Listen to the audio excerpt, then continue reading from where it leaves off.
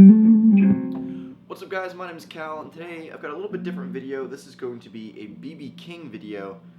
If you guys know who that is, you should. And I'm just going to say right off the bat, the title of this video is kind of a lie, because no one can play truly like BB King, because he was the king. But regardless, I'm going to be showing you guys some of the general patterns and licks that he plays. You guys can sort of play along to some backing jam blues tracks. Practice your soloing, which is always fun. So let's get right into it. Okay, so first I'll be showing you guys the chords that I was playing there. We're in the key of A for this lesson. And for a blues track, basically what you do is you take that A power chord, and then you just kind of move it down one fret, which is flat. And then you're just adding your pinky in on the 7th fret B string. Sorry. Okay, and then the next in the blues progression would be a D. And that is basically kind of like a G chord, except for you're starting on the A string 4th fret, the 3rd fret on the D, then your 3rd finger is on the 4th fret G, and then your pinky skips the B string, goes to the 4th fret high E. And again, I'm just hitting the bottom part of that chord for the second part. So.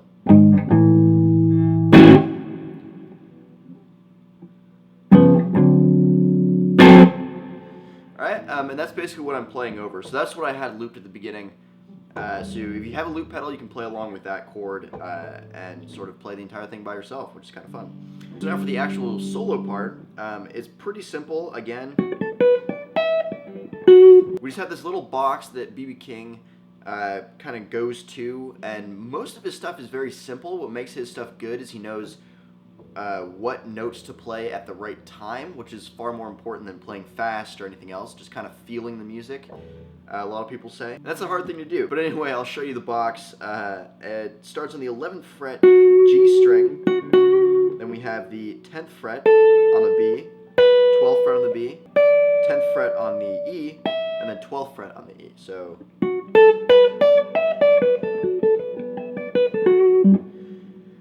And basically your root note is right here, right? That's the A in that little box, and that is going to be on the 10th fret B string. So basically, whatever lick you do, you just end on this note, and it'll pretty much sound good. So for example, you can bend this note.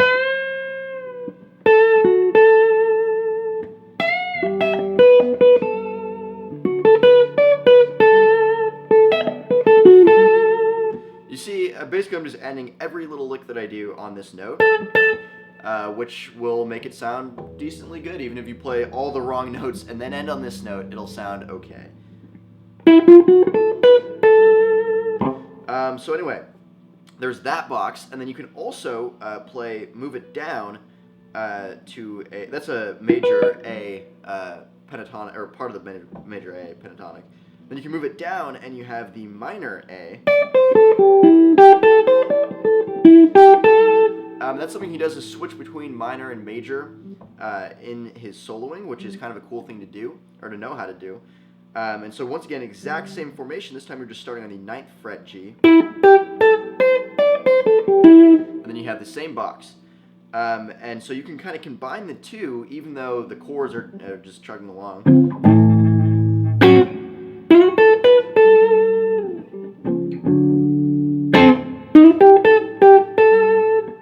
See, and now this time your root is still going to be on this 10th fret. So in this box, on the major, you end here, you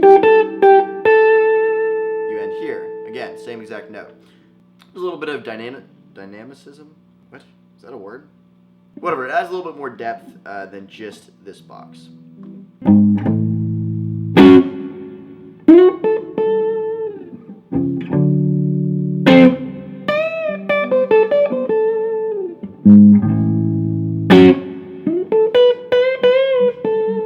Now, since this is our root note, you can go ahead and find that note elsewhere on the guitar, and then you have sort of boxes around that as well. So one of the notes are here, and that is sort of just your normal.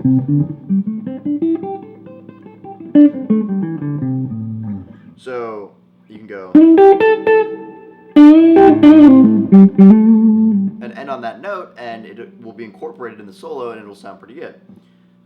Another note, same note here on the 14th fret G string.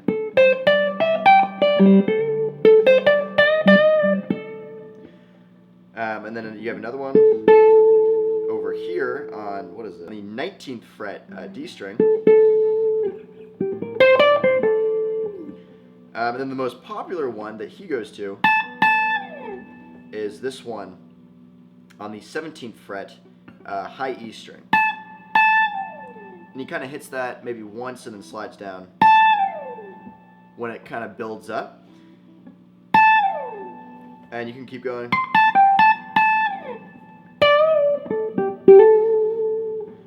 So you can see there's a lot of different places you can kind of play around with that general box or scale on the guitar. And now granted, it's all the same note, so it'll all sound the same, but you can kind of play around with different patterns in those positions and kind of figure out some cool stuff to do. Now what's really cool about this is once you know the general boxes for the A, for if you're in the key of A, you can also do that if you're in the key of C. So for example, I'll put on a backing track in C and show you guys a little something, and then put a backing track in A and show you how they both kind of work.